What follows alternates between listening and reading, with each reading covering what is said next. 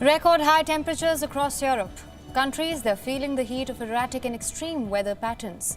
In the UK, the intense heat has shown just how infrastructurally inequipped the country is to deal with such high temperatures. So what is next? What sort of policy changes are in order? What does this mean for the ambitious climate goals? Is it time to rethink strategies and come up with more realistic, sustainable plans? Hello and welcome to The Full Context. My name is Heatwave. Let's try and find the answers to all of these questions.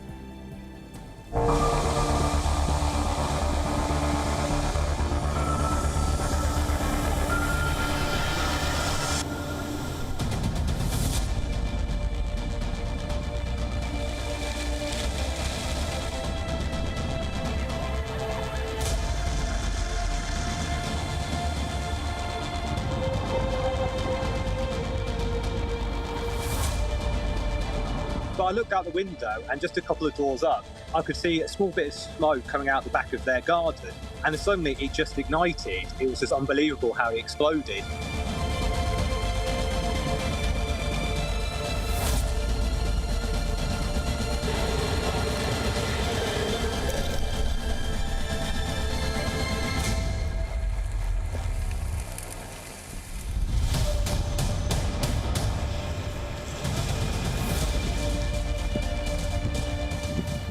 In the future, these kind of heat waves are going to be normal, and we will see even stronger extremes.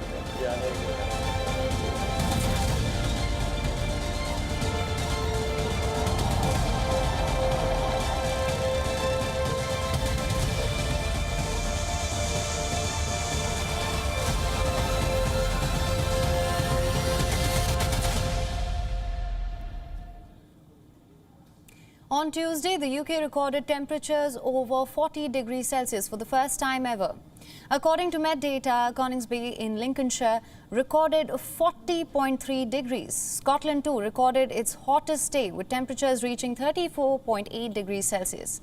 And as the day grew hotter, fires also broke out in several regions. Some just on the outskirts of London. A resident of Greater London who saw a fire break out near his home was startled at how quickly the flames spread. Then it went from the first house, and then within a couple of minutes, it had jumped to the second house, and then it started burning through the back gardens. So after we helped the firemen, we actually then started moving all the gas cans and all that, because we thought, oh, they're going to contain it. And then even with about 15 minutes, both houses were completely up. Then it carried on spreading to the next door house, because I was actually in the back garden of the third house by this point, helping the lady there put out her back lawn, because her back lawn just ignited, and it was a good 20 foot away from the actual fire. It just spontaneously combusted, and it was just unbelievable how fast it was spreading. Now, fire crews have worked through the night trying to contain the wildfires. In Wellington, around 100 firefighters tackled a blaze which began in Grassland before spreading to nearby residential areas. Several brigades declared major incidents due to the number of 999 calls they were receiving.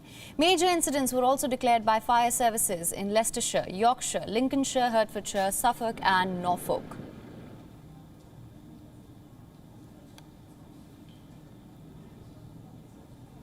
Now, for more on this, we're being joined by correspondent Ollie Barrett. Ollie, thank you for joining us. What is the latest on the fires raging around London? Have the firefighting operations yielded significant results yet? Yeah, there are no fires raging around London anymore. That's partly because there's been a significant drop in temperature from yesterday of around 10 degrees at least, if not more. But we've also had rain overnight as well, and there's more rain forecast for today. So no fires currently raging around the London area. In fact, up and down the country, all of the blazes that were going yesterday on Tuesday appear now to be either out or under control. As I say, that's partly due to temperatures dropping significantly since that peak. Right, absolutely. Now, that is some respite.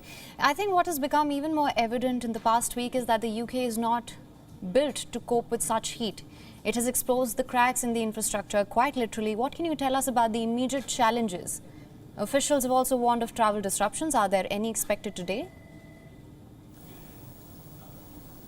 Absolutely there are, yes. There is a lot of knock-on effects from the travel disruption that we saw yesterday. That takes some time to work through the system, so there are lots of train lines today that are either disrupted or simply not running services. The routes between London and Scotland, for example, still seeing major disruption, and we are likely to see that disruption continue for a little while yet, and some of it does come down to the basic infrastructure simply not being built for temperatures like we saw on Monday and Tuesday. Rail lines, for example, that simply weren't tested and weren't designed for temperatures over 40 degrees centigrade. We're talking about overhead lines for some routes that were too dangerous to be in use in those temperatures as well. So there is a lot of consideration that the government will now need to put in place for the future about how to deal with some of these effects on an ongoing basis, but actually at the same time quite a lot of criticism for the UK government for not having put more preparation in place already for incidences like these. Now, in the past, successive governments have said that heat waves like this are a rare event and that you can't therefore spend huge amounts of money for things that don't come along very often. Well, as I say, critics of the government will now say that they have been warning for some time that events like this will come along more frequently, and therefore that the UK does need to be better prepared for them looking ahead to the coming years. Right. Well, Ollie, thank you so much for bringing us all the latest on this. Now, what has become even more evident ever since the heatwave began in the UK is that the country is falling apart in the face of such intense heat. Melting roads, buckling train tracks, dip in productivity. The UK has witnessed all of these. While the temperatures are being reported in the UK, they may be unremarkable in other countries. It's important to note that this has exposed that the country's infrastructure, it's not built for such temperatures. Britain's rail network, it's only engineered for temperatures up to 30 degrees Celsius. Only half of the UK's strategic roads are surfaces of heat-resistant material. Even homes not suited for hotter climate. In the 5 years till 2021, 570,000 homes were constructed in England that are completely unsuited for these high temperatures predicted in the future as well. Roughly 2,000 people die as a result of heat in a year in the country. Of course, there's an economic cost too. Road repairs following the 2003 heatwave cost £41 million or $49 million. Damage, delays on railways cost another $3 million as temperatures rise. Productivity declines. In the summer of 2010, 5 million staff days were lost to high temperatures with around $920 million lost to the business and public sector. In today's money, that's around $1 billion. The temperatures in the UK are unremarkable in some countries, like I mentioned earlier. In India, in the Mediterranean, cities have been designed to cope. Think window shutters, whitewashed houses. They've also invested in heat-tolerant rail tracks, more resilient power grids, road surfaces that do not melt. Britain is now going to have to do the same. The UN has warned that the heat waves are only going to get worse. That means in the coming years, cities like London, they are to experience the kind of weather that, say, Barcelona has today. While the UK's Network Rail has already begun painting tracks white in hope of reflecting some of the sun's energy, more expensive engineering will definitely be needed to cope with the changing climate.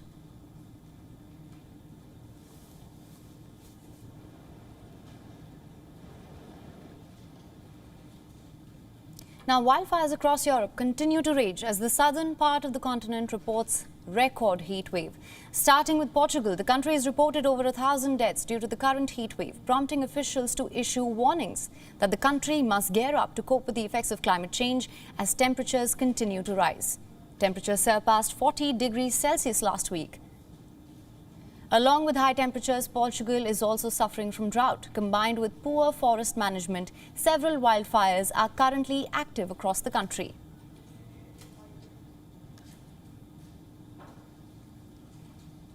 And in Italy, numerous wildfires continue to burn in the northern part of the country. An eyewitness captured huge wildfire that prompted evacuations. Fires also reported in woods near Rome as well as the shores of Lake Orta north of Milan and near the northeastern city.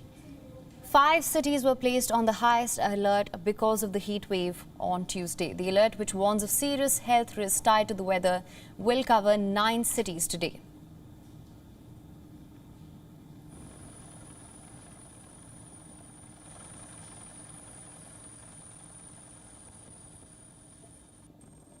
In France, record temperatures were reported in 64 different areas within the country, the highest temperatures recorded along the western Atlantic coast. Meanwhile, firefighters in southwestern France continue to battle a massive fire. The wine-growing Gironde region saw its biggest wildfires in over 30 years, and authorities said a man had been detained on suspicion of arson. The fires have spread across 19,300 hectares in the countryside surrounding Bordeaux since the 12th of July, forcing 34,000 people to evacuate their homes. In Spain, wildfires in the northwestern province of Zamora neared residential buildings as well. 2 people died, 3 critically injured. More than 6,000 people in 32 villages have been evacuated. More than 30 wildfires continue to ravage parts of Spain, with authorities paying special attention to 4 blazes in Castilla and Leon and Galicia.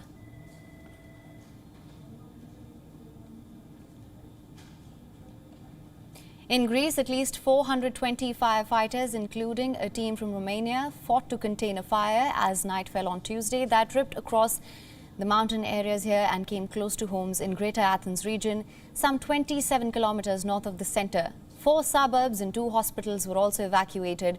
Firefighters worked amidst fierce winds and continue to propel the flames near homes.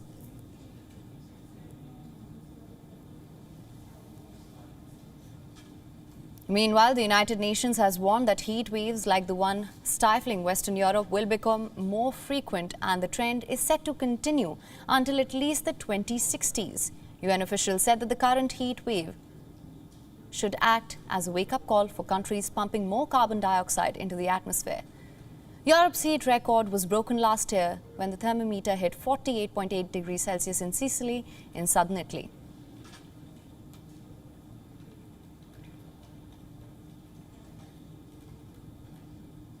Now, last summer, the European Union unveiled Fit for 55, a plan to move away from carbon-based energy. It envisioned deep cuts in greenhouse gas emissions to meet a goal of reaching net zero emissions by mid-century. But Russian President Vladimir Putin's invasion of Ukraine has forced several countries to backpedal on decarbonization, at least in the short term, to compensate for the cuts in fuel supplies from Russia. And for more on this, we're now being joined by Erik Solheim, former Minister of International Development Norway and former UN Environment Executive Director and Under Secretary General of the United Nations. Thank you so much for joining us on the broadcast. It's my pleasure. My first question to you is, how do you assess the EU's climate pledges before and after the Ukraine war? They were ambitious at COP26, but circumstances have changed quite a lot since February this year. I think you said it exactly right. I mean, there will be short-term difficulties, but in the long term, the Russian invasion of Ukraine will supercharge the European decision to move into the renewables, because the sun is there, the wind is there, the hydro resources, they're all there. And now Europe not only can go green for the sake of the environment and jobs, but also to be energy independent of Russia. So there'll be a very, very strong move into solar and wind and renewables and into electric mobility for cars. And at the core of this is the fact that the European Union does not only see environment as a good thing for the world and for nature, but a central issue to unite Europe, to bring Europe together. It can be the glue of Europe. So we are now seeing the European Union taking the lead, and the green taxonomy in Europe, which will drive investment from oil and coal and gas into renewables, will have a major impact if we look into the years to come. Right. Now, the United Nations has already warned that the heat waves will become more common. And seeing the situation on ground, do you think this will serve as a wake-up call for governments and leaders to finally take the tough decisions which need to be made? Absolutely. I mean, it cannot be more clear. You have seen 40 degrees centigrade in the United Kingdom for the first time in modern history. You see fires and heat waves all over Europe. So the warning signals are very, very clear. And you need three forces to change the world. People must put pressure on politics and business, and they do. Political leaders need to make the right decisions, and they will do. And business need to charge the change and do it at scale. And you now see basically business taking the lead all over Europe. Just a couple of examples. The Danish company Ørsted was once the biggest oil company in Denmark. Is now one of the biggest wind power companies in the world, and has completely changed from brown into renewables. Swedish IKEA is leading the world on a circular economy. And there are many, many more companies which could be mentioned. And the pressure on business and politics and people from these absolute incredible scenes of heat waves couldn't be less. Right. Now, the target set to limit global temperature rise to 1.5 degrees Celsius higher than pre-industrial levels, yet carbon emissions from energy increased by 6% in 2021. Now, in your honest opinion, is there any chance of the world meeting this particular target? It will be a challenge to reach 1.5, but I'm confident we can reach to keep the temperature rise below 2 degrees. And that's because not just only is Europe acting very, very firmly now, but the two major developing countries, China and India, is also leading the green revolution. Look, China is produced 80% of the solar panels in the world last year, 80% of the hydropower, 70% of all the electric batteries in the world last year. So China is moving very, very fast into the green. And of course, in India, Prime Minister Modi has launched the green hydrogen strategy for India and moving India to be the second biggest solar power in the world after China. And it will happen at rapid speed. And when Europe and China and India are acting in concert, it will have major impact on the world. Right. Now, also, Mr. Soram, we've seen in the UK that it's evident now that the country was not equipped for such high temperatures. If we talk about the immediate policy changes needed, what do you think, how do you think the UK and other countries should go about these extreme temperatures and tackling these heat waves? Well, let's be fair to the UK. They have been a global leader on the green transition, basically completely wiped out all coal production in the UK. UK was where the Industrial Revolution happened because they had such an abundance of coal.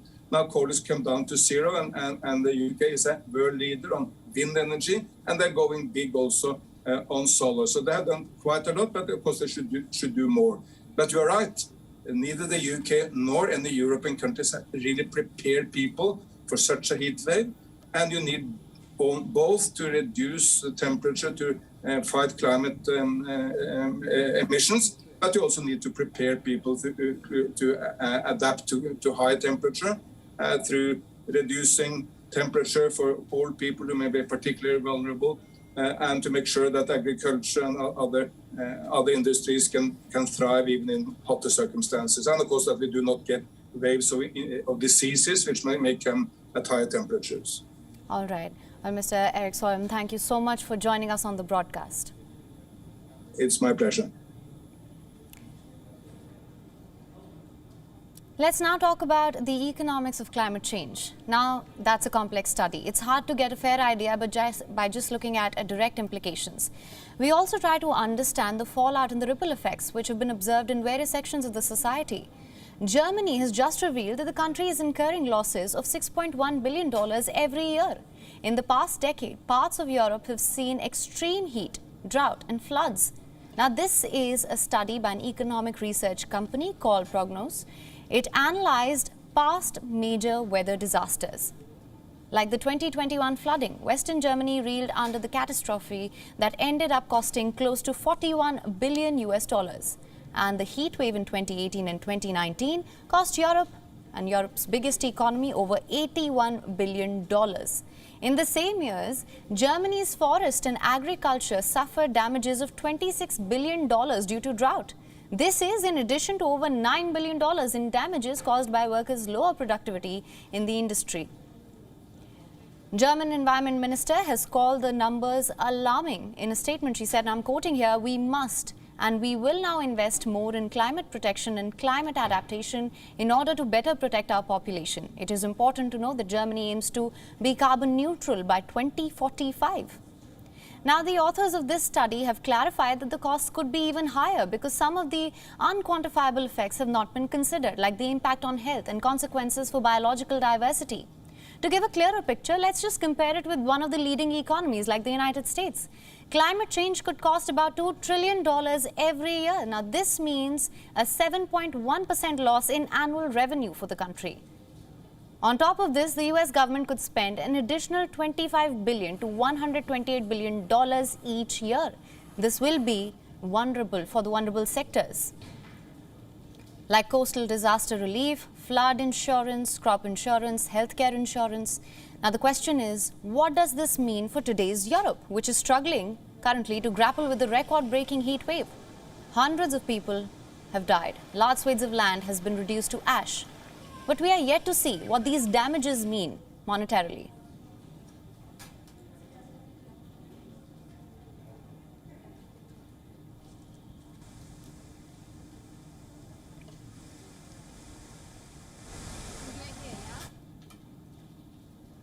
Now, before we go, here's a report on the current situation across Europe. Take a look. As temperatures soar across Europe, massive wildfires have erupted throughout the continent. Spain, Greece, France, Italy, and the UK all battling blazes, while Portugal reports more than 1,000 deaths from the heat. Firefighters in southwestern France on Tuesday fought to contain the region's biggest wildfires in over 30 years. Authorities said a man had been detained on suspicion of arson. The fires have spread across 75 square miles in the countryside surrounding Bordeaux over the last week, forcing more than 30,000 people to evacuate. In southwestern France, Paul Vertu watched from the beach on Tuesday as the flames crept toward his home. So we only hope that this can be contained in the forest and we can go back to our homes within the next week, and then we can look at the damage. In Greece, strong winds fueled a wildfire near homes on the outskirts of Athens, prompting authorities to order evacuations. While fires engulfed the village of Wennington in Greater London, destroying homes on Tuesday, as temperatures in the UK hit their highest levels ever recorded. With human-caused climate change triggering droughts, the number of extreme wildfires is expected to increase 30% within the next 28 years, according to a February 2022 United Nations report. The health impact of the heat wave has been in focus, with particular care given to the elderly and vulnerable. The head of Portugal's health authority told Reuters that 1,063 excess deaths due to the heat wave were recorded from July 7th through the 18th. Carlos Antunes, a researcher at Lisbon University's Faculty of Sciences, said the data showed the elderly were most likely to die due to heat waves. With climate change, it is expected that this increase in mortality will intensify, and therefore we have to take measures at the public health level to minimize the impact. Experts said the hot nighttime temperatures are hindering firefighting responses across Europe and worsening health conditions as the night hours fail to provide a cooling reprieve. And with that, it's a wrap on The Full Context. Thank you so much for joining us. Do stay tuned for more global news and updates on the other side. WION is now available in your country. Download the app now. Get all the news on the move.